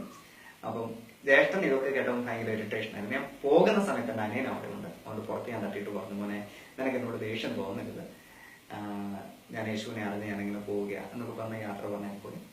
തിരിച്ച് ഞാൻ എന്റെ അങ്കിളുടെയും ആന്റിയുടെയും വീട്ടിലേക്ക് ചെന്നു. അവിടെ ചെന്നപ്പം അവരെന്നെ റിസീവ് ചെയ്തു, അവരെന്നെ ഒളിപ്പിച്ചു. അവരുടെ വീടിന്റെ ആ ഒരു ഓടിട്ട വീടാ, ആ മച്ചിന്റെ പുറത്ത് ഒരു മാസത്തോളം ഒളിച്ച് താമസിച്ചു. അവിടെ ആർക്കും അറിയില്ലായിരുന്നു. അവിടെ ആർക്കും അറിയത്തില്ലായിരുന്നു. അവർക്ക് ആർക്കും അറിയത്തില്ല. കാരണം അത് അറിഞ്ഞിരുന്ന സേഫ് അല്ല എന്നുള്ളതുകൊണ്ട് ആ വീടിന്റെ ആ മച്ചിന്റെ പുറത്ത് കുറെ കാലം താമസിച്ചു. അവിടെ രാത്രിയാണ് ഞാൻ താഴെ ഇറങ്ങുന്നത്. കാരണം പകലൊക്കെ ഒരുപാട് പേര് ഇങ്ങനെ എന്നെ അന്വേഷിച്ച് വരുന്നൊക്കെ ഞാൻ അറിയാറുണ്ട്. അപ്പൊ രാത്രി കുറെ കുപ്പികൾ ഇങ്ങനെ നിരത്തി വെച്ചിട്ടുണ്ട്. എന്തിനാണെന്ന് അറിയാവുന്നു, ആ കുപ്പിക്കകത്താണ് പകൽ മൂത്ര ഒഴിച്ചിരിക്കുന്നത്, രാത്രിയാണ് കാപ്പിയാക്കുന്നത്. അങ്ങനെ നല്ല കുറെ അനുഭവങ്ങളുണ്ടായി. ഇപ്പൊ ഞാൻ ഓർക്കുക അതൊക്കെ ദൈവം തന്ന നല്ല അനുഭവങ്ങളാണ്. എന്റെ കർത്താവ് അനുഭവിച്ച കഷ്ടതകൾ ഓർക്കുമ്പോൾ ഇതൊന്നും അല്ലാന്ന് ഞാൻ മനസ്സിലാക്കി. അതിനുശേഷം ഒരു ലോഡ്ജിൽ ഒളിച്ച് താമസിച്ചു. ഒരു KSRTC ബസ് ഡ്രൈവേഴ്സൊക്കെ താമസിക്കുന്ന ഒരു കോളനിയിൽ കുറെ കാലം താമസിച്ചു. അങ്ങനെ പല അനുഭവങ്ങളും അവിടെ ഉണ്ടായി. പലപ്പോഴും പലരും അന്വേഷിച്ച് വന്നു പോയി. ഇപ്പോഴെനിക്ക് മനസ്സിലാക്കാൻ പറ്റുന്നു, മരണകരമായ ഒരുപാട് അനുഭവങ്ങളിലൂടെ കടന്നു പോയപ്പോഴും ഇതുവരെ നിർത്തിയത് എന്റെ കർത്താവാണ്. കാരണം ഒരുവനെ കർത്താവ് വിളിച്ചു വേർതിരിക്കുമ്പോൾ അതിന്റെ പുറകിൽ ഒരു പദ്ധതിയുണ്ട്. അവനൊരിക്കലും പകുതി ഒഴുക്കി വെച്ച് പോയാൽ എന്റെ കർത്താവ് അനുവദിക്കും. അതിനുശേഷം അങ്കിളും ആന്റിയും ICPF-ലെ പ്രസിഡന്റായ ഡോക്ടർ K. മുരളീധരൻ അങ്കിളിന്റെ അടുക്കിലേക്ക് എന്നെ പറഞ്ഞു വിട്ടു. അങ്കിളിൽ അട്ടപ്പാടി എന്ന് പറയുന്ന സ്ഥലത്ത് ഞാൻ കടന്നുപോയി. അവിടെ ഒരു വർഷത്തേക്ക് പോയതാണ്. ഒരു വർഷം താമസിച്ച് പിന്നെ പോരാന്നുള്ള ചിന്തയിൽ പോയതാണ്. പക്ഷെ ഒരു വർഷം എന്നുള്ളത് നീണ്ട 11 വർഷം ആ പ്രിയ കർത്താവദാസനോട് ചേർന്ന് അവിടെ വേലയിലാകുവാൻ കർത്താവിനെ സഹായിച്ചു. കാരണം അവിടെ വെച്ചിട്ടാണ് എന്റെ ഡിഗ്രി ഞാൻ എഴുതിയെടുത്തത്. ഫൈനൽ ഇയർ എക്സാം എഴുതാൻ എനിക്ക് പറ്റിയില്ലായിരുന്നു. അവിടെ വെച്ച് ഡിഗ്രി എഴുതിയെടുത്തു. അവിടെ നല്ല രീതിയിൽ നല്ല മാർക്കോട് ഡിഗ്രി പാസ്സായി. അതിനുശേഷം എന്റെ സർട്ടിഫിക്കറ്റ്സ് എല്ലാം വീട്ടിലായിരുന്നു. അതുകൊണ്ട് ഹയർ സ്റ്റഡിക്ക് പോകാൻ ആ സമയത്ത് എനിക്ക് പറ്റിയില്ല. അങ്ങനെ ഒരു 10-11 വർഷത്തോളം അവിടെ ഒരു എലമെന്ററി സ്കൂൾ അവർ തുടങ്ങിയിരുന്നു. ആ സ്കൂൾ വളരുന്നതിനനുസരിച്ച് കർത്താവ് എന്നെ അവിടെ ഉയർത്തി. അവസാനം ഫസ്റ്റ് ബാച്ച് 10th സ്റ്റാൻഡേർഡ് കഴിഞ്ഞിട്ടാണ് ഞങ്ങൾ അവിടുന്ന് പോരുന്നത്. പലരും പറഞ്ഞിട്ടുണ്ട് ഇസ്മായിൽ ക്രിസ്ത്യാനി ആയത് പെണ്ണ് കെട്ടാനാണ്, ഇസ്മായിൽ ക്രിസ്ത്യാനി ആയത് പണം കണ്ടിട്ടാണ്. കൃപയാൽ എനിക്ക് ധൈര്യത്തോടെ പറയാൻ പറ്റും, അതിലൊക്കെ ഉപരിയായി അതൊന്നുമല്ല കാര്യം. കാരണം എന്റെ ഹൃദയത്തിൽ എപ്പോഴും എന്നെ ധൈര്യപ്പെടുത്തുകയും സന്തോഷിപ്പിക്കുകയും ചെയ്യുന്ന ഒരു ഉപമ കർത്താവ് തന്നെ മത്തായി സുവിശേഷം 9-ാം അധ്യായത്തിൽ പറഞ്ഞിട്ടുണ്ട്.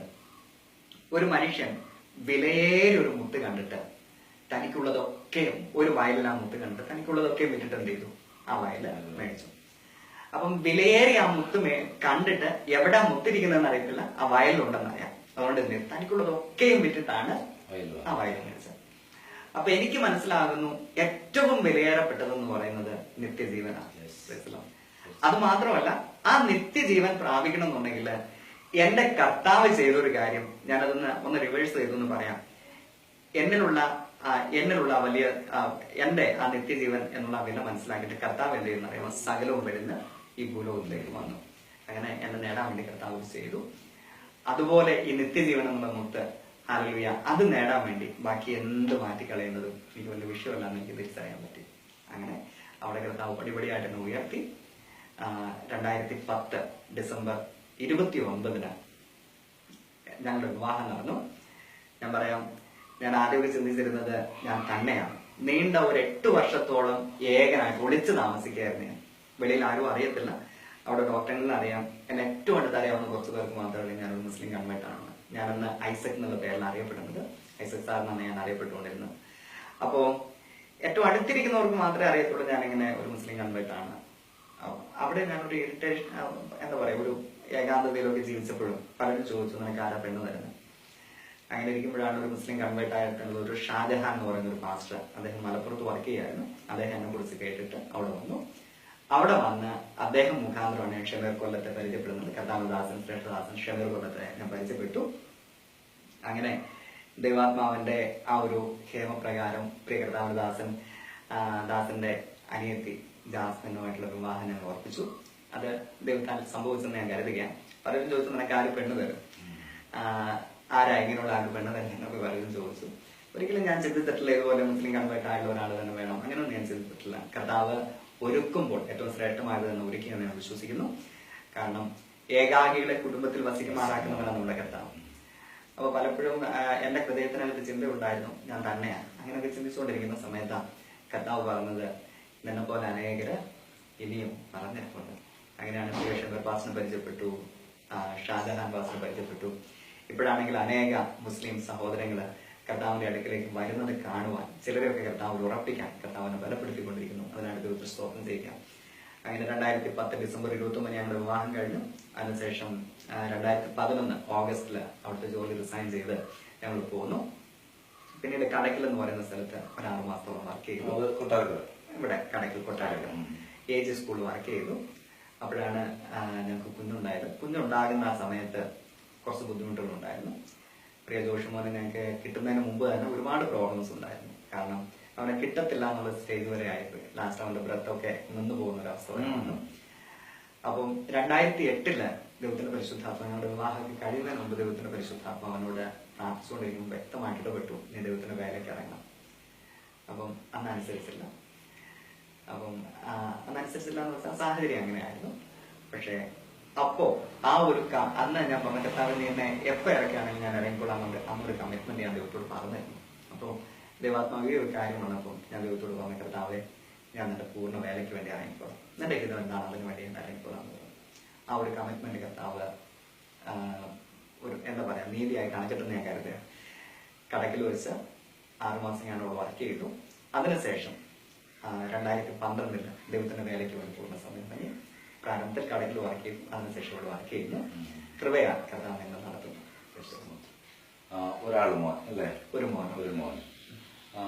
ദേവസിനെ ഞാൻ എന്റെ മനസ്സിൽ തോന്നിയ ഒരു കാര്യം, നമ്മളിങ്ങനെ ഈ മുസ്ലിം വിഭാഗങ്ങളിൽ നിന്ന് കർത്താവദാസൻ പറഞ്ഞ പോലെ പല ദേവദാസിമാരും ഒക്കെ ഇങ്ങനെ യേശു ക്രിസ്തുവിലേക്ക് വന്നിട്ടുണ്ട്. വളരെ സന്തോഷകരമായ കാര്യമാണ്. കാരണം മുസ്ലിംസ് എന്ന് പറഞ്ഞാൽ വളരെ കൃത്യമായിട്ട് അവരുടെ മതാചാരങ്ങൾ പഠിപ്പിച്ച് വളർത്തിക്കൊണ്ടുവരുന്നത്. എന്നാൽ ഈ എന്റെ ഒരു സംശയമാണ്, ഇങ്ങനെ വരുന്ന ആളുകൾ കൂടുതൽ മുസ്ലിംസിന്റെ ഇടയിൽ എന്തെങ്കിലും ശുശ്രൂഷകൾ ചെയ്യാൻ, അല്ലെങ്കിൽ അവർക്ക് അവരുടെ വിശ്വാസവും തിരുവചനവും തമ്മിലുള്ള ഡിഫറൻസ് എന്താണ്, അവരുടെ മിസ്റ്റേക്ക് എന്ന് വേദപുസ്തക പ്രകാരം തെളിയിച്ചു കൊടുക്കാൻ സാധിക്കുന്ന അങ്ങനെ ഒരു കാര്യത്തെ കുറിച്ച് എന്തോ ദേവദാസന്റെ അഭിപ്രായം? തീർച്ചയായിട്ടും ഞാനത് പേഴ്സണലായിട്ട് ചെയ്യാൻ ആഗ്രഹിക്കുകയും ചെയ്യുന്ന ഒരാളാണ്. അത് നമുക്കത് എന്താ പറയാ, മിക്കവാറും ഞാൻ ഒരുപാട് പേരെടുത്ത് സംസാരിക്കാറുണ്ട്. ഒരുപാട് ഇപ്പൊ ഈ റീസെന്റ് ആയിട്ടും കുറച്ച് മുസ്ലിം സഹോദരങ്ങളോട് സംസാരിക്കാൻ കർത്താവ് സഹായിച്ചു. കഴിഞ്ഞ ദിവസം ഒരു ആന്റി കർത്താവിന്റെ രക്ഷിതാവായി സ്വീകരിച്ചു. അപ്പം അത് സംസാരിക്കാറുണ്ട്, ഡിഫറൻസ് സംസാരിക്കാറുണ്ട്. പക്ഷെ ഞാൻ വലിയ ഡിബേറ്റിനും കാര്യങ്ങൾക്കും പോകാൻ ആഗ്രഹിക്കാത്ത ഒരാളാണ്. പക്ഷെ വ്യക്തിപരമായിട്ട് ദൈവാത്മാവ് പ്രേരിപ്പിക്കുന്ന ആരോടാണെങ്കിലും സംസാരിക്കാറുണ്ട്. പിന്നെ അത് സംസാരിക്കാറുണ്ട്. അവർക്ക് കാര്യങ്ങള് തെളിവനുസരിച്ച് പറഞ്ഞു കൊടുക്കാറുണ്ട്. ഇപ്പം ദേവദാസൻ പഠിച്ചുകൊണ്ടിരിക്കുകയാണ്. MDiv ചെയ്തുകൊണ്ടിരിക്കുന്നു. സെർവക്കൽ ന്യൂ ലൈഫ് പബ്ലിക് സെമിനാറിൽ ചെയ്തുകൊണ്ടിരിക്കുന്നു. ആ കൂടെ തന്നെ ചെറിയ പ്രവർത്തനങ്ങൾ ഇവിടെ വേങ്ങൂർ സെന്റർ, IPCയുടെ വേങ്ങൂർ സെന്ററിന്റെ ഒരു പയനീർ വർക്ക് ഞാൻ വീട്ടിൽ ചെയ്യും. താമസിക്കുന്നതോടൊപ്പം തന്നെ ചെയ്യുന്നു. ചെയ്യുന്നു. ഓക്കെ. കർത്താവിന്റെ ദാസൻ ഇസ്മായിലിനെ കുറിച്ച് നിങ്ങൾ കേട്ടല്ലോ. ഞങ്ങൾ വന്ന് സഹോദരന്മാർ വന്ന് കർത്താവിന്റെ ദാസനെ കാണുകയും പരിചയപ്പെടുകയും ചെയ്തു. വളരെ അനുഗ്രഹിക്കപ്പെട്ട ശാന്തനായ, കർത്താദാസൻ പറഞ്ഞ പോലെ ഡിബേറ്റ്സോ വിവാദങ്ങളോ വിമർശനങ്ങളോ ഒന്നുമില്ലാത്ത ശാന്തനായ ഒരു മനുഷ്യൻ. എനിക്ക് തോന്നുന്നു യേശുക്രിസ്തുവിന്റെ ഭാവമുള്ള, പരിശുദ്ധാത്മാവിനെ നൽകി ദൈവം ഉപയോഗിക്കുന്ന അനുഗ്രഹീതനായ ഒരു ദേവദാസൻ. അദ്ദേഹം ഇവിടെ നമ്മുടെ ഈ പ്രോപ്പർ സ്ഥലത്തിന്റെ പേരെന്തോ? ഇത് പുതുപ്പടപ്പ്, ആയൂര് പുതുപ്പടപ്പ് എന്ന് പറഞ്ഞ സ്ഥലത്ത് അദ്ദേഹം കുടുംബമായിട്ട് താമസിച്ചുകൊണ്ട് കർത്താവിന്റെ രാജ്യത്തിന് പ്രയോജനകരമായി തീരുന്ന നിലയിൽ പല കുടുംബങ്ങളിൽ നിന്ന് ആളുകൾ വന്ന് യേശുക്രിസ്തുവിനെ രക്ഷകനായി സ്വീകരിക്കുവാനും കർത്താവായ യേശുക്രിസ്തുവിന്റെ സ്നേഹം അനേകരിൽ എത്തുവാൻ വേണ്ടി തന്നെ ലാവോളം അത്യധ്വാനം ചെയ്യുന്ന കർത്താവിദാസൻ ഓർപ്പിച്ചതുപോലെ കർത്താവിദാസൻ പാസ്റ്റർ ഷമീർ കൊല്ലം അദ്ദേഹത്തിന്റെ സിസ്റ്ററിനെ അനിയത്തിയെ വിവാഹം കഴിക്കാൻ അദ്ദേഹത്തിന് സാധിച്ചു. കർത്താവിദാസന് അതിനുള്ള ഭാഗ്യമുണ്ടായി. അവർ കുടുംബമായി ഇവിടെ പ്രവർത്തിച്ചുകൊണ്ടിരിക്കുന്നു. അവർക്ക് അനുഗ്രഹിക്കപ്പെട്ടു കുഞ്ഞിനെ ദൈവം നൽകി. ചില വാക്കുകളുടെ കർത്താവിദാസൻ എന്നോട് പ്രിയമുള്ളവരാണെങ്കിൽ കാണിച്ച സ്നേഹത്തിന് മാതൃവിന് നന്ദി പറയുകയാണ്. പ്രത്യേകിച്ച് എന്നെ വീക്ഷിക്കുന്ന എല്ലാവരെയും കർത്താവ് സഹായിക്കട്ടെ. ഒറ്റ വാക്ക് ഞാൻ പറയാൻ ആഗ്രഹിക്കുന്നു. എന്റെ ഹൃദയത്തിൽ ഏറ്റവും വലിയൊരു ചലഞ്ച് കർത്താവ് തന്നിരിക്കുന്നത് ലൂക്കോസ് സുവിശേഷം അതിന്റെ 15-ാം അധ്യായത്തിൽ നമ്മളൊരു സംഭവം കാണുന്നുണ്ട്. ധനവാനും ലാസറും.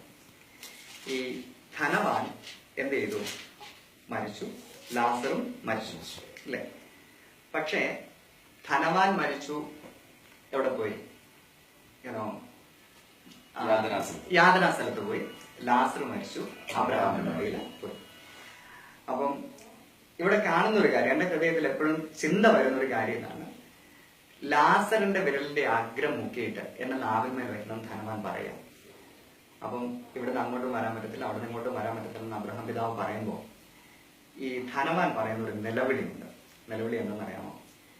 ഏതായാലും എനിക്കത് പറ്റത്തില്ല, നീ ഒരു കാര്യം ചെയ്യണം, ലാസറിനെ എന്റെ സഹോദരന്മാരുടെ അടുക്കിലേക്ക് അയക്കണം. ലാസറിനെ എന്റെ സഹോദരന്മാരുടെ അടുക്കിലേക്ക് അയക്കണമെന്ന് അബ്രഹാം പിതാവ് അവിടെ നിലവിളിക്കുമ്പോൾ ഒരു കാര്യം നമ്മൾ ചിന്തിക്കേണ്ടത്, കഴിഞ്ഞ ദിവസങ്ങളിലൊക്കെ എന്റെ ഹൃദയത്തിൽ ദൈവത്തിന്റെ പരിശുദ്ധാത്മാവ് പ്രേരിപ്പിക്കുന്ന ഒരു കാര്യം, ക്രിസ്തുവിനെ കൂടാതെ അനേകർ മരിച്ചു പോകുന്നു. ക്രിസ്തുവിനെ കൂടാതെ അനേകർ മരിച്ചു പോകുന്നു. അവരൊക്കെ ഒരുപക്ഷെ അവിടെ കിടന്ന് നിലവിളിക്കുന്ന നിലവിളി ഇതായിരിക്കാം, എന്റെ ദൈവമേ, ഞാൻ ആ സമയത്ത് എന്നോട് പലരും സുവിശേഷം പറഞ്ഞു, പക്ഷെ എനിക്കത് വിശ്വസിക്കാൻ പറ്റിയില്ല. എന്നാൽ എന്റെ സഹോദരന്മാരെങ്കിലും എന്ത് ചെയ്യരുത്, നശിച്ചു പോകരുത്. അതിന് ആരെങ്കിലും എന്ത് ചെയ്യണം, നീ അവിടെ അയക്കണം. കർത്താവ് കഴിഞ്ഞ ദിവസങ്ങളൊക്കെ എന്നെ ഭയങ്കരമായിട്ട് ഹേമിപ്പിക്കുന്ന ഒരു കാര്യം, ഏതൊരു വ്യക്തിയെ മുന്നിൽ നീ കണ്ടാലും നീ അവരോട് സുവിശേഷം പറയണം. ഒരു വാക്ക് യേശു നിന്നെ സ്നേഹിക്കുന്നെന്ന് പറയാൻ നാം തയ്യാറാകണം. അതുകൊണ്ട് എന്നെ കേൾക്കുന്ന പ്രിയമുള്ളവരായ നിങ്ങളോട് പറയാനുള്ള ഒരു കാര്യം, കർത്താവ് നമ്മൾ വീണ്ടെടുത്തത് ഈ സ്നേഹത്തെ മറ്റുള്ളവരോട് പറയാം. ഏത് രീതിയിലും ഹല്ലേലൂയ, ഈ ദൈവത്തിന്റെ സ്നേഹം മറ്റുള്ളവർ അറിയണം. കാരണം ഇന്ന് നാം പറഞ്ഞില്ലെങ്കിൽ നമ്മുടെ മുമ്പിലൂടെ കടന്നു പോകുന്ന ഓരോ വ്യക്തികളുടെ രക്തവും എന്റെ കർത്താവ്. അതുകൊണ്ട് എന്നെ കേൾക്കുന്ന മാന്യ ശ്രോതാക്കളോട് എനിക്ക് പറയാനുള്ള ഒരൊറ്റ കാര്യം, നമ്മുടെ എഡ്യൂക്കേഷണൽ ക്വാളിഫിക്കേഷനോ അല്ലെങ്കിൽ നമ്മുടെ സ്റ്റാൻഡേർഡ് ഓഫ് പൊസിഷനോ ഇതൊന്നുമല്ല കർത്താവ് നോക്കുന്നത്. മറിച്ച് ദൈവത്തെ അനുസരിക്കാനുള്ളൊരു മനസ്ഥിതി ആർക്കുണ്ടോ അവരെന്റെ കർത്താവ് അനുഗ്രഹിക്കും. കർത്താവിനെ അനുസരിക്കുക എന്ന് പറയുന്ന സമയത്ത് സുവിശേഷ ദൗത്യം എന്ന് പറയുന്നത് അതിൽ നിന്ന് ആർക്കും ഒഴിഞ്ഞിരിക്കാൻ പറ്റത്തില്ല. അത് ഞാൻ പറയാം, ഒരുപക്ഷെ സുവിശേഷീകരണ ദൗത്യത്തിനകത്ത് ഏറ്റവും കൂടുതൽ അവഗണിക്കപ്പെടുന്ന ഒരു വിഭാഗം എന്ന് പറയുന്നത് മുസ്ലിംസാണ്. കാരണം എല്ലാവർക്കും ഒരു മടിയാണ്. ഞാൻ പറയുന്നു, ആരാണെങ്കിലും ഏത് മതവിഭാഗത്തിൽപ്പെട്ടവരാണെങ്കിലും അവരോട് ധൈര്യത്തോടെ നമുക്ക് വേണ്ടി തകർക്കപ്പെട്ട ഒരു വ്യക്തി, ഈ മാനവജാതിയുടെ പാവങ്ങൾക്ക് വേണ്ടി തകർക്കപ്പെട്ട ആ കർത്താവിനെ, ക്രൂശിക്കപ്പെട്ട കർത്താവിനെ, ഉയർത്തെഴുന്നേറ്റ കർത്താവിനെ, ആ കർത്താവിനെ യാതൊരു വിഘ്നം കൂടാതെ മടിയും കൂടാതെ ഈ കർത്താവിനെ ഉയർത്തുവാൻ നമ്മളെല്ലാവരും തയ്യാറാണ്. ഹല്ലേലൂയ. അപ്പോ ഇങ്ങനെ ചെയ്താൽ മാത്രമേ നമ്മുടെ ക്രിസ്തീയ ജീവിതത്തിന് ഒരു ഫലമുള്ളൂ. ഹല്ലേലൂയ. അല്ലെങ്കിൽ അതിന് അർത്ഥമുള്ളൂ. അതിനപ്പുറമായിട്ട് എന്ത് ചെയ്താലും ഒരുപക്ഷെ നമുക്ക് എന്ത് ചെയ്യാൻ പറ്റുന്നുണ്ടെങ്കിൽ ഇവിടെ പല കാര്യങ്ങളും ചെയ്യാൻ പറ്റും. നമുക്കിവിടെ 80 100 വയസ്സിന് മേളിലൊക്കെ ജീവിച്ചു പോകാൻ പറ്റും. പക്ഷേ ഈ സമയത്ത് ഒരാത്മാവിനെങ്കിലും നേടിയിട്ട്, കർത്താവെ എന്നെ നീ ഭൂമിയിൽ അയച്ചു, എന്നെ നീ വിടുവിച്ചു, ഇതാ കർത്താവ് നിന്റെ മുമ്പിൽ ഞാൻ ഒരു പുതിയ ആത്മാവിനെ കൊണ്ട് വന്നിരിക്കുന്നു എന്ന് പറയാനുള്ള ഒരു പ്രാഗൽഭ്യം നമ്മുടെ ജീവിതത്തിൽ വേണം. ആ ഒരു ചിന്ത നിങ്ങളുമായിട്ട് പങ്കുവെക്കുക. അനേക പ്രിയമുള്ളവർ കർത്താവിനെ അറിയാതെ മരിച്ചുപോയി. അവരിപ്പോഴും യാതനാസ്ഥലത്ത് കിടന്ന് നിലവിളിക്കുക, അയ്യോ ആ പ്രിയമുള്ളവരോട് ആരെങ്കിലും ഒന്ന് പോയി സുവിശേഷം പറഞ്ഞിരുന്നെങ്കിൽ. ഹല്ലേലൂയ. അതുകൊണ്ട് എന്നെ കേൾക്കുന്ന പ്രിയമുള്ളവരോട് എനിക്ക് പറയാനുള്ള അവസാനത്തെ ഒരു കാര്യം, കർത്താവ് നമ്മെ എല്ലാം വിളിച്ചിരിക്കുന്നത് ഈ സുവിശേഷീകരണ ദൗത്യത്തിന് വേണ്ടിയിട്ടാണ്. കർത്താവ് നമ്മെ കുറിച്ച് ആഗ്രഹിക്കുന്നത് വിശ്വസ്തരായി ദൈവത്തിന്റെ വേല ചെയ്യുവാനും ആ ദൈവത്തെ മുഖപക്ഷമില്ലാതെ ഏത് വ്യക്തിയെന്നില്ലാതെ ആരെന്നില്ലാതെ ചെറിയവനെന്നോ വലിയവനെന്നോ യാതൊരു വ്യത്യാസവും കൂടാതെ സകലരോടും ഈ ദൈവത്തിന്റെ സ്നേഹം പങ്കുവയ്ക്കാനാണ് കർത്താവ് നമ്മൾ വിളിച്ചിരിക്കുന്നത്. അതുകൊണ്ട് ആ ഒരു സുവിശേഷീകരണ ദൗത്യത്തിന് പങ്കാളികളാകുവാൻ നമ്മെല്ലാം കർത്താവ് സഹായിക്കട്ടെ എന്ന് ഞാൻ പ്രാർത്ഥിക്കുകയാണ്. എന്നോട് ഈ കാണിച്ച സ്നേഹത്തിനായി നന്ദി. പ്രിയ പാസ്റ്റർ ബിനു ഡൊമിനിക്, അതുപോലെ എന്നെ വിളിച്ച റെനി, അഗസ്റ്റിൻ, പ്രിയ സഹോദരന്മാര് എല്ലാവരും കർത്താവ് സഹായിക്കട്ടെ. നിങ്ങളെല്ലാവരും ഞങ്ങൾക്ക് വേണ്ടി പ്രാർത്ഥിക്കുക. എന്റെ വൈഫിന്റെ പേര് ജാസ്മിൻ എന്നാണ്, കർത്താവ് ദാസൻ പറഞ്ഞല്ലോ. അതുപോലെ മോന്റെ പേര് ജോഷുവ എന്നാണ്. ഞങ്ങളിപ്പം വേങ്ങൂർ സെന്ററിനോട് ചേർന്ന് പ്രവർത്തിക്കുന്നു. ദൈവത്തിന്റെ ഹിതപ്രകാരം ജോൺസൺ ദാനിയൽ ഞങ്ങളോട് ചേർന്ന് പ്രവർത്തിക്കുന്നു. കർത്താവിന്റെ ഹിതപ്രകാരം മുമ്പോട്ടുള്ള സ്റ്റെപ്പുകൾ വയ്ക്കാൻ ഞങ്ങൾ ആഗ്രഹിക്കുകയാണ്. ഏത് സാഹചര്യത്തിലും എവിടെ കൊണ്ടിട്ടാലും കർത്താവ് ജീവിക്കുന്ന ദൈവമെന്ന ധൈര്യത്തോടെ പറയാനുള്ള ആഗ്രഹം നമ്മുടെ കർത്താവ് തന്നിട്ടുണ്ട്.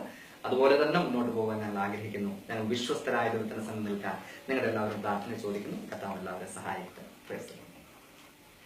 കർത്താവിൻ പ്രിയരെ, കർത്തദാസിന്റെ വാക്കുകൾ നിങ്ങൾ കേട്ടല്ലോ. കർത്താവിന്റെ ദാസൻ ഇസ്മായിൽ, അദ്ദേഹത്തിന്റെ പ്രിയ പത്നി ജാസ്മിൻ, ദൈവർക്ക് നൽകിയ മോൻ ജോഷുവ, അവർ പാരമ്പര്യമായ പിതാക്കന്മാർ വിശ്വസിച്ചിരുന്ന മുസ്ലിം പാരമ്പര്യത്തിൽ നിന്ന് യേശുക്രിസ്തുവിന്റെ ഇമ്പമാർന്ന ശബ്ദം കേട്ട് അവർ ഇറങ്ങി പുറപ്പെട്ട് കർത്താവിന് നിൽക്കുക. അവർ ദൈവരാജ്യത്തിന് വേണ്ടി കർത്താദാസൻ പറഞ്ഞൊരു വാക്കുണ്ട്, ഏത് അവസ്ഥയിൽ ചെന്നാലും എന്റെ യേശുവാണ് ജീവിക്കുന്ന ദൈവം എന്ന് പറയാൻ എനിക്ക് സാധിക്കണം. നിങ്ങൾ കർത്തദാസനെ ഓർക്കണം, കർത്താവിന്റെ ദാസന്റെ വേലയെ ഓർക്കണം. നിങ്ങൾ പ്രാർത്ഥിക്കണം. നിങ്ങളാൽ ചെയ്യാൻ കഴിയുന്നത് കർത്താവിന്റെ ദാസന് വേണ്ടി, അദ്ദേഹത്തിന്റെ ശുശ്രൂഷയ്ക്ക് വേണ്ടി ഒരു മിനിറ്റെങ്കിലും നിങ്ങൾക്ക് പ്രാർത്ഥിക്കാൻ സാധിക്കുമെങ്കിൽ അത് നിങ്ങൾ ചെയ്യണം.